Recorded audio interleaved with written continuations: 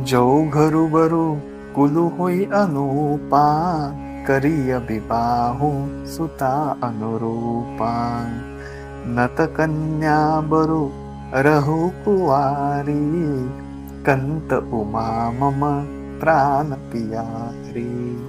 राम सिया राम जय जय राम। इथे उमा पार्वतीची आई मैना तिच्या पतीला उद्देशून म्हणते की जर आपल्या मुलीसाठी अनुकूल घर, वर आणि कुळ हे उत्तम असेल तर विवाह करा, नाहीतर मुलगी कुमारी राहिली तरी चालेल. अयोग्य वराशी तिचा विवाह करण्याची माझी इच्छा नाही, कारण हे स्वामी पार्वती मला प्राणासारखी प्रिय आहे, आवडती आहे. जय सियाराम.